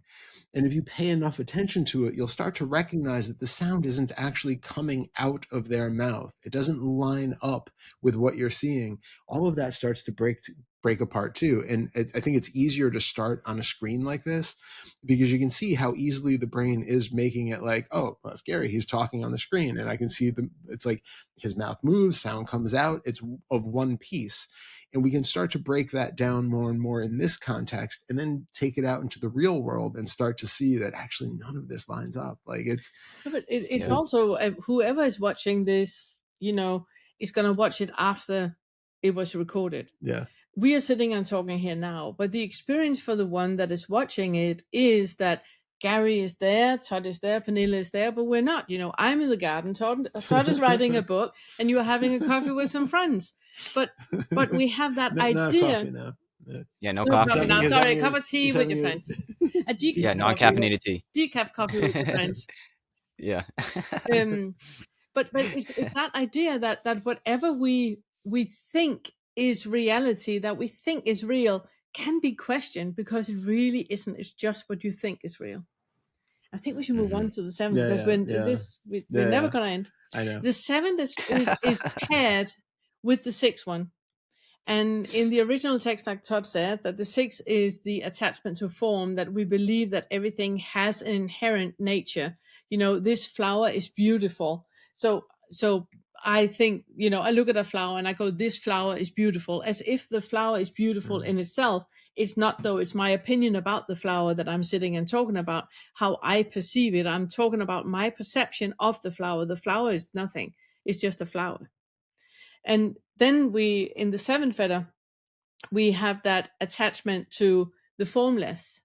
So to all the things, to say it easier, what we call it is the fetter where we look into all the something out of nothing. How many times in your day are you making something out of nothing? How many times are you creating an idea about something that was just created? And it's yeah, do you want to say more about that? Yeah, well, like you said, it's that a vase isn't just a vase. It's a vase that has been passed down in generation to generation, and I have this sentimental attachment to it. And honestly, I've never really liked the vase. I've always thought it's kind of ugly, but I'd feel really guilty if I didn't have it displayed and my family comes along and they don't see it. And it's all of those things that we put onto it that has nothing to do with the actual ceramic that's sitting on a shelf. That was a lot of something out of nothing. Mm-hmm. It's ceramic on a shelf. Yeah. And even the use of it as a vase, that is a thing that I can put flowers in, but I can't use it to keep a door open. I can't use it as a baseball bat. Like there are some things that it is and it does and that's appropriate, and other things that don't, as though it's defined by the actual object itself. It is just ceramic on a shelf. And even that is one that I always had fun with when I had back in Denmark, when I had groups about it. And that was that looking into, for example, your diet, like we talked about. Now I'm starting to mix the feathers together, right? Mm-hmm. So when you're looking at your diet, there's a lot of something out of nothing when it comes to our diet. That you can have oatmeal for breakfast, you cannot have that as dinner. You cannot go out and partying with your friends without drinking alcohol. There's a lot of something out of nothing that we're creating all the time. And it's really becoming aware of how much we are creating that in the moment of ourselves, where there's no truth to it. No, what is actually here and how much is an overlay that I'm superimposing upon it based off of my prior beliefs and assumptions and things that I just take for granted without ever having actually considered it. Mm. You know? And the biggest something out of nothing that we create is about time. Mm. That we Mm-hmm. believe that time is linear, and we believe this because we have a biological being, that we are born, then we live, and then we die. Like there's a past, there's a present, and there's a future. And because our brain can conceptualize and create things about the past and create things about the future, we live our lives as if that is real. But we know that time is not the way we perceive it. It's not linear. It's not the past, present, and the future. Time is more a dimension, which means that time, instead of looking at it like that, we need to look at it like that. That time is something that is vertical. It's happening. Everything is happening right now. If I tell you about something that happened in my past, it is experienced now. And I'm telling you about it now. We also know from the way that psychology and what's called neurochemistry and all that, that the way that we perceive the world, and no, sorry, the way that we perceive our past, it's not what actually happened in the past. When we think about the past, we don't think about what happened when I was 5. I think about the last time I talked about it, the last time I thought about it, which means that it's not even back to when I was 5. It's back to Yeah, 2 months, Tuesday. Tuesday, 2 months ago. Mm-hmm. And every time we think about the past, we are updating, we are kind of creating a new story about it, which means that whatever happened when I was 5 is not what I'm thinking about now. Also, because my brain when I was 5 was not fully formed. The brain is not fully formed until you're 25, which means that the way I perceive the world as a 5-year-old is completely different than how I can comprehend I perceive the world as the age I have today. So when I think about what happened when I was 5, today I perceive it and think about it with a fully mature brain. That was not how it was experienced. And it's why some of the things that we talk about in the second fetter, that some of the things that gives us a deep, deep, deep feeling of shame, it could be something with you sitting and putting the blue beads in with the yellow beads. And an adult came and said, "You can't do it like that, Gary. You know that. Those are blue." And you felt so, so, so, so, so, so shameful. As an adult, that makes no sense. There's nothing to be shameful about. It's just like no blue beads with the yellow beads. But that was not the experience when you were 5. So the experience grows with you. It goes with you. The actual thing that happened, the actuality, how do you call it? That the around event that the was event around it is slowly being shifted and changed, so it morphs and fits into being of the same magnitude as it was experienced. Which is when we start to create a lot of false memories. That we Mm-hmm. made some amazing, quite cruel experiments with creating false memories in people. And it's so easy. It's so easy because that is how the brain works. The brain is constantly shifting and trying to make meaning of it. And by that, you have a completely different experience. So the time does not exist. exist in the way that we think it does. It is a vertical experience that is happening now, and everything is happening right now. It's a lot of something out of nothing. Yep, Exactly. it is. Exactly. Yeah.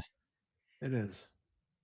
And so the more we become aware of it, the more we become, like I've said before, this is really about noticing in our daily life, not just on the big cosmic scale where we're creating these grandiose, cosmologies and new philosophies about the way that the world is. And, oh, right, time doesn't really exist. It's all one giant, loaf of bread, and we're just seeing different slices of it, or whatever it is. It's not about having a new belief ultimately that we land on. It's just about undercutting and undermining all of those foundational assumptions that we've been operating, previous beliefs that we've had.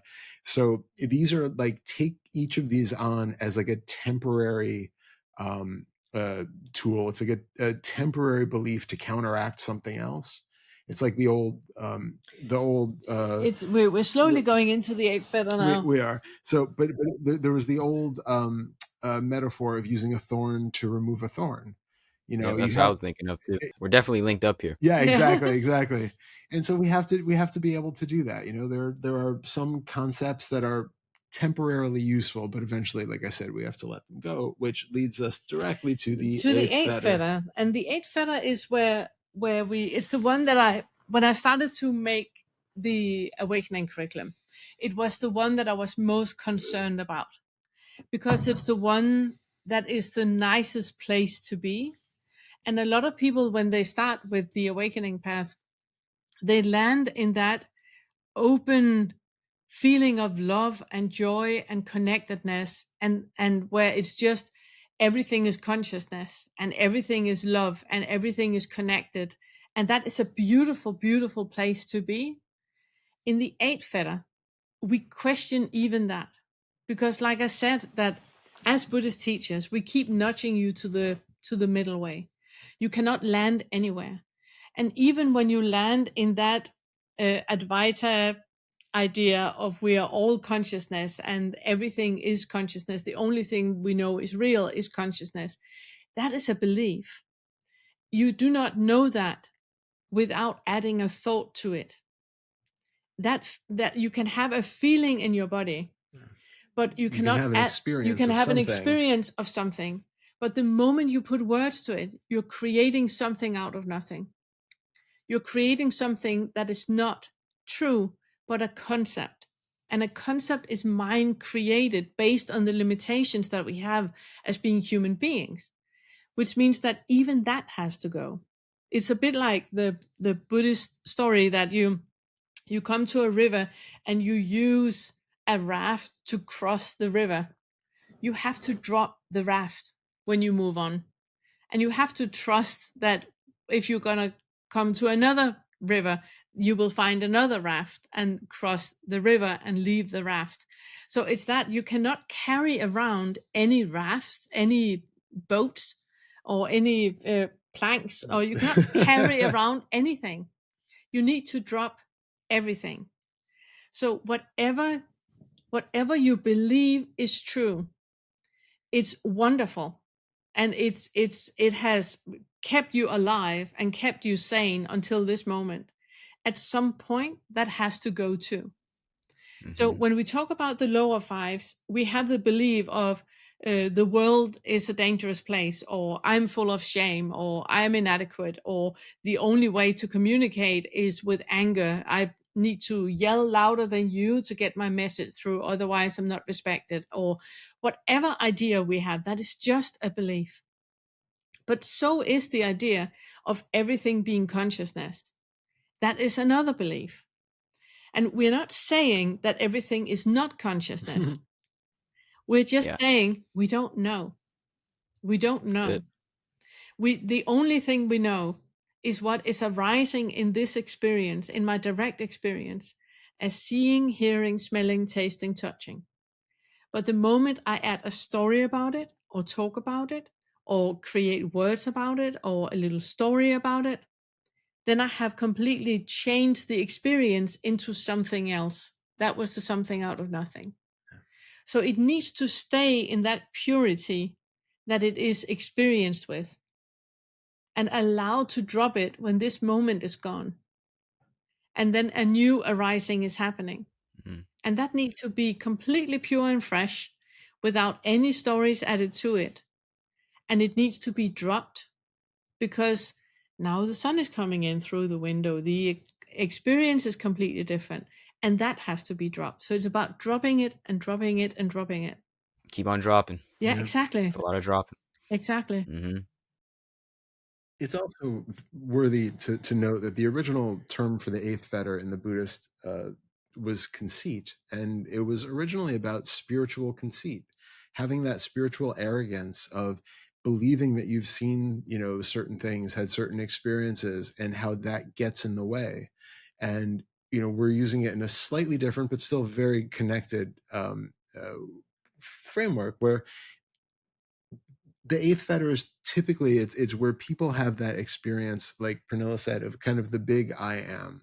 You go from being the very small egoic sense of I in the first fetter to being the large, blown out, bigger than my body, one with everything sense of I am, which is the stopping point, like she said, for like Advaita Vedanta and a lot of other traditions.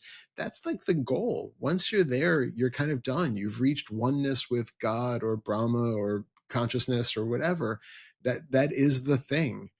And Buddhism has traditionally gone a bit further Further than than that. that because it sees that still as yet another form of identification and another trap. That as long as there is still an identification, even with consciousness or something higher, and um,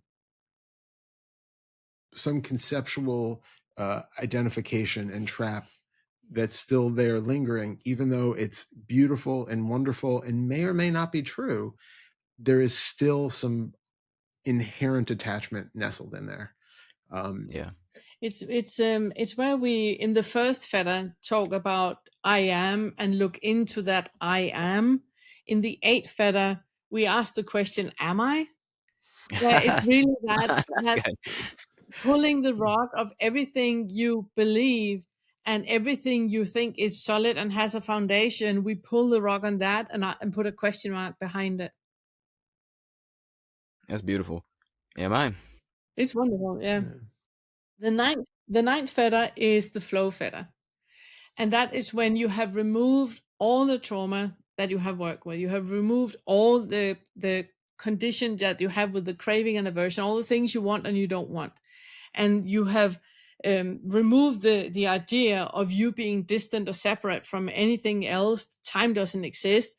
There's not even any belief left in anything anymore. It puts you in a freedom where flow is happening. It's where you get up and start to prepare food because apparently the body is hungry. That's why I'm getting up to it. But that is like an afterthought that is happening. It's like Hmm. a flow that is happening with everything. And that is where the freedom comes in, because there's a freedom to be and there's a freedom for everyone else to be. I'm not infringing or encroaching or demanding anything of anyone to be in a certain way to satisfy me. It's just that complete flow with everything. Just like nature. Yeah. Yes. Yeah. And we should say too, just like 4 and 5 are paired Well, I together. want Oh, to I want to okay. end with that. Oh, If we okay. can end with Yeah, that. yeah, Yeah. absolutely. Is All that right. okay? Yeah, of course. Off you go then. Thank you. So the last one, the last fetter is the 10th fetter.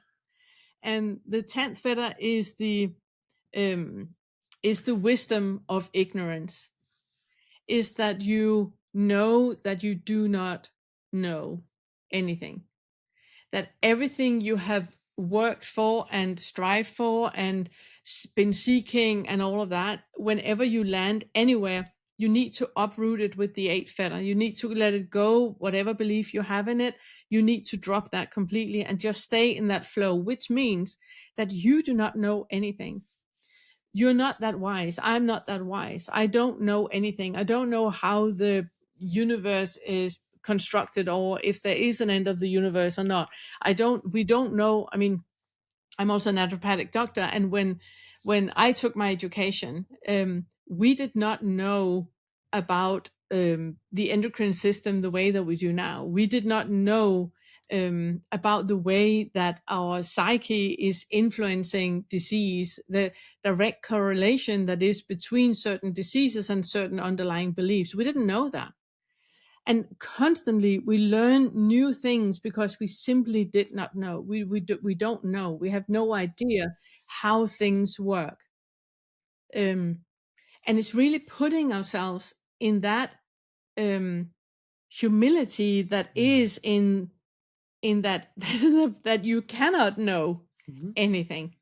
And it's also why we with complete conviction can say that this is not the solution Mm-hmm. for anyone or for everyone at Mm-hmm. all. It can't Yeah. be. It can't be. I mean, who are we to know anything that is useful? You do. You know for you, you know? And then you will also have to at some point question if Mm-hmm. what you think you know is the best solution. Is it really? Are you sure about that? Can you absolutely certainty with certainty say this is the best solution for me? Are you sure? You do not have that perspective. It's like standing with an ice cream and $100 bill to a 3-year-old and ask which one do you want. You know, the 3-year-old is going for the ice cream Yeah. because we do not know. We don't have all the information, and we will never have all the information.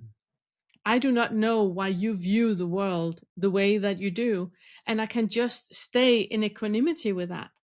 I don't know why the political situation in the US is as it is, and why people they treat other people the way that they do, and I can never ever know why that is. Even if I sit down and speak with people and get to learn them, they will eventually reach a point where they don't know Mm-hmm. why they do as they do because we just don't know. So it's that wisdom of ignorance. Mm. Where people tend to struggle with this is that you have to have a capacity for living in ambiguity, Yeah, and that can be really Mm. really really challenging difficult. because we want to know. We like, there's security and knowledge, and there's this inherent insecurity and feeling of unsafety that comes from not knowing. And so that's But it's really, actually the opposite, yeah, is what Yeah, you're yeah, saying. yeah. So exactly. it's the Not knowing biggest. is the good news. Yes. Exactly. But it's a struggle for us to get to that point if we still have hooks in needing to, have that, because that sense of trying to know something is a fundamentally impossible feat, right? It's an impossible task to truly, like Pernilla just said, know something for sure. But we really have to get to the point where that is just dead obvious and can let the whole thing go. In that letting go, there's a massive amount of freedom. I mean, you can physically feel the weight coming off your Coming off your shoulders. shoulders. Yeah. But before Levity. that, It's not for you to carry. yeah.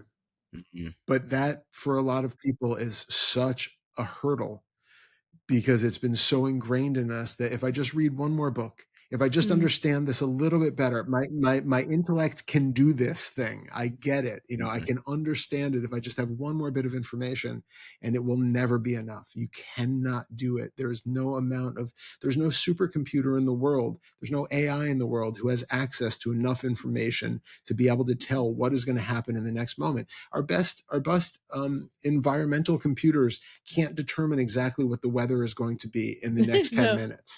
I We mean, we Yeah. do not have the look on your information look on your necessary. phone and see how the weather is going to be tomorrow.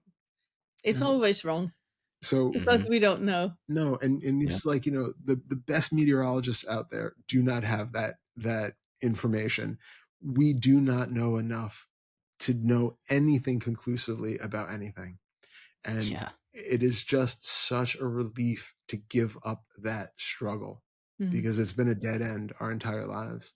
Mm-hmm. And again, I come from somebody as a kid, my favorite books were those like books that teach you like why things are the way that they are, like how things work. Like it's just like a bunch of questions with like facts about how the world works. And I derived so much sense of security from feeling like, okay, I get it. I know how things are. I can, have a sense of control then, and things make sense. And I found, like, I've gone through, we haven't really done like personal history stuff, but I went through periods of like really scientific, atheist materialism, because it was like, but people know, like like if there's like really a heaven and a hell and like some, big cosmological circus with gods and demons and all this stuff. Like that's way too much. I don't know. I'm much better to just be like, yeah, it's just all happening in the brain. It was so much easier to come down to shutting everything else out and just locking into one belief system and having like, yep, science knows it. They'll figure it out. They'll get it. And that became another trap where it was comforting because it ruled out all the other things that were much ickier and much more uncomfortable to consider as being possibilities. And it really took, finally letting go of that need to know that for sure I'm not going to be damned to hell for eternity because I didn't say the right thing about God at some point. Like there was always some fear behind it that was leading me to that kind of struggle, to need to know something. And that is just such a burden. That's what it is. It's a burden. And exactly. And that was all the 10 feathers. And when you have all the 10 feathers, you start to see a pattern that there is the lower fives that are very, very loud. And then it actually has an echo or a pair in the higher fives. And you can use the higher fives to help you with what you're dealing with. So with the first feather, that is the I am, the identification with me, that is paired with the 8th feather, the am I. That underlying belief that you have, can you drop that?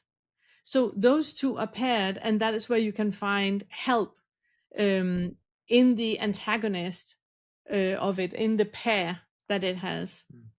The second feather that was about doubt is where we're dealing with all the deep trauma stuff, all the shadow work, all of that, and we just need to find it out and figure it out and resolve everything, and I'm a survivor, and all of that is paired with the 10th feather, the ignorance of the wisdom of ignorance, that you actually don't know. You don't know. You know how it feels in this moment right now. You don't know what actually happened. You know what you think happened. You know how it influences your nervous system. You know how it makes you view the world. But you need to stay agnostic to creating a story about what happened, and instead stay with what is arising in your body right now. So you use the 10th feather to help you deal with all of that trauma. The third feather, that is about the habits, all of the things that we do, where we have a very rigid, and I need to get up at that time, and I need to eat this for breakfast, and then I go for a run, and then where we're very, very rigid, and we believe that certain things needs to happen. I need to exercise to stay slender, and I need to eat the right things not to get a heart attack, and that is paired with the 9th feather of flow. Okay, calm down. Calm down. Whatever you are holding on to as a habit, or to doing for a purpose, or having a preference, can you put yourself into a space of flow where you're just flowing with it instead, where you're not clenching and holding on tightly to things being in a certain way? What if you loosen that grip a little bit? What is going to happen then? And then you move into flow and into insights that way. The 4th and the 5th, the craving and desire and aversion and ill will, they are a pair. And the 6th and the 7th, the one where you see a distance between other things and the creating something out of nothing, is a pair. So that is how they fit together, and why we prefer working with them as a wheel of identification, where you can pick and choose on what can best, in the best way, support you right now in the situation and the process that you are in right now, instead of doing it as a ladder. Phenomenal. Okay. So all of the entire curriculum is for free. It's on YouTube, and there's enough material for you to work for the next year at least. If you want to dive deeper into the first feather, that is like the foundation of all of it, we have a course that is $50 that you can buy, that is really, really going into depth about the first feather. You can do it. The $50 is basically to support our work, because we do everything for free. We have a monthly inquiry meeting that is recorded on YouTube. You can send an email to Todd on unfetteredmindfulness@gmail.com, and then he will forward you the Zoom link. You need to share a bit about yourself. before you join the meetings, because we would like to know people. And then whatever issue you have, whatever problem you have, whatever question you have, you raise your virtual hand, and then we have a 1-to-1 or 1-to-2 conversation about it. Everything is recorded. You can see all the meetings we have had. Like 60 meetings in total. I can't remember how many. It's 30 of them, and 30 of the Q&As. So it's about 60 meetings or something we have had. All of them are on Unfettered Mindfulness YouTube channel. And then I have the individual talks cut out, and they're coming out every Wednesday and Friday on my channel. The Awakening Curriculum. There's a new lesson coming out every Monday. So make sure that you subscribe and please like as well. The videos, the algorithm will appreciate if you like it.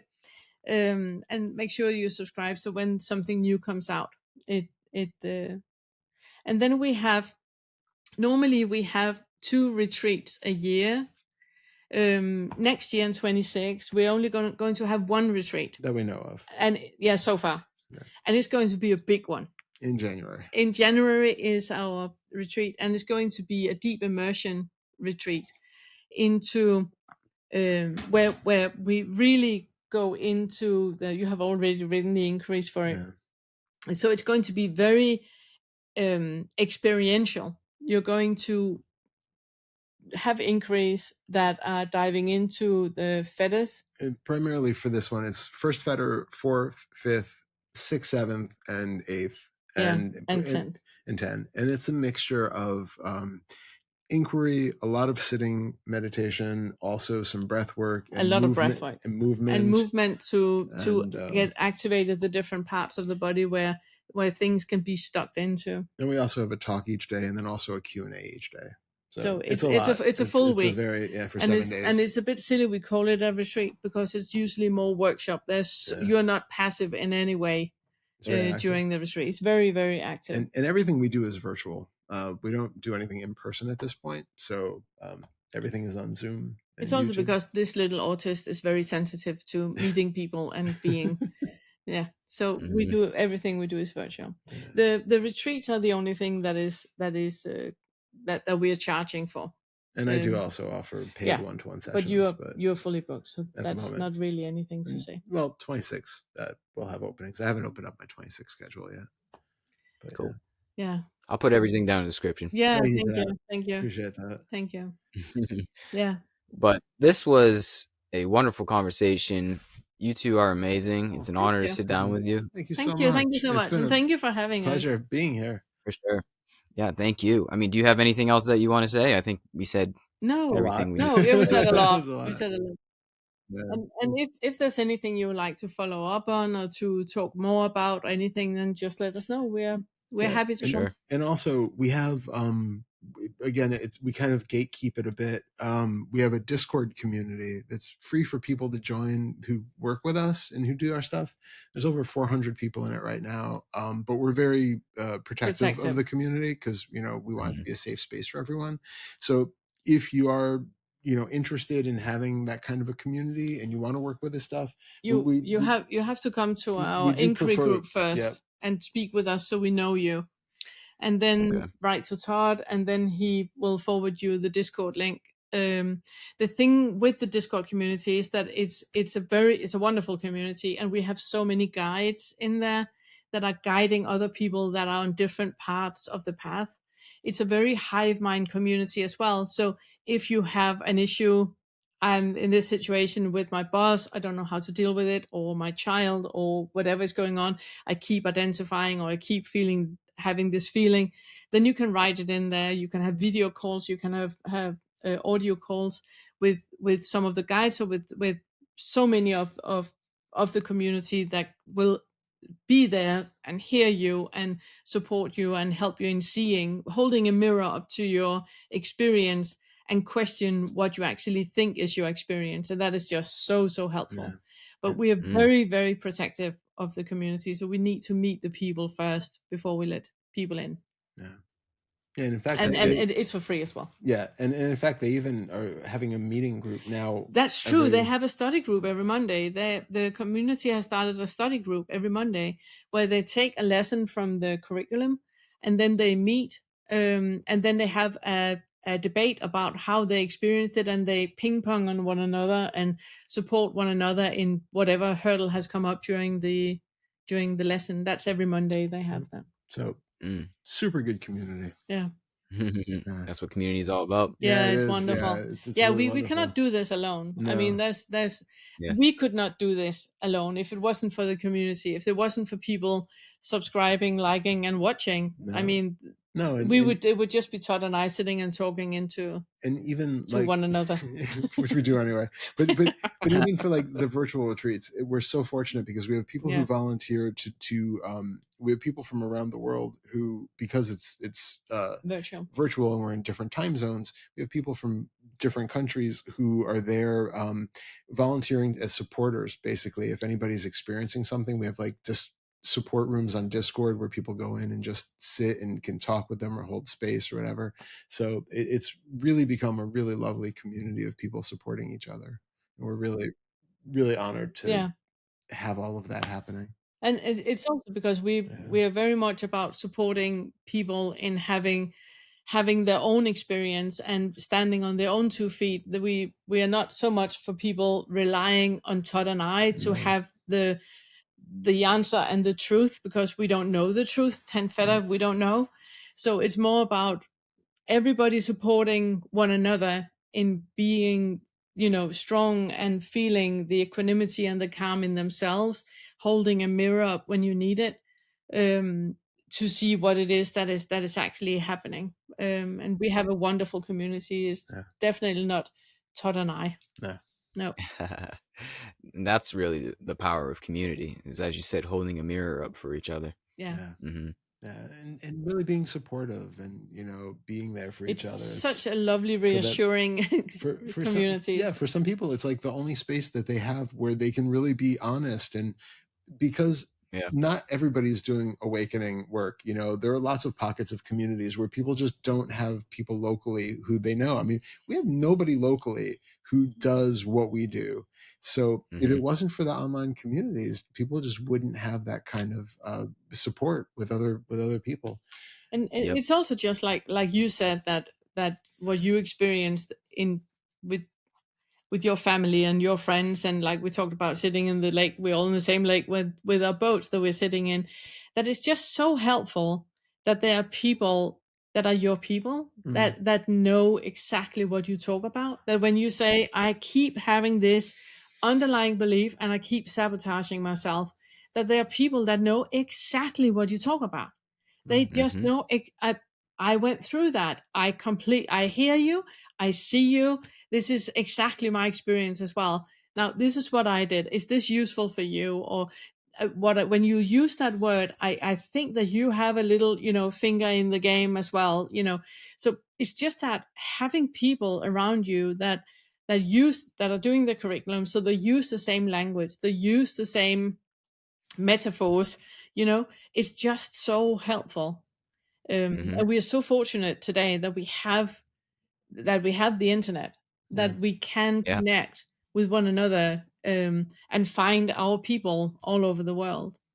Find the others. Yeah. That's what I like to say. Yeah. Love it.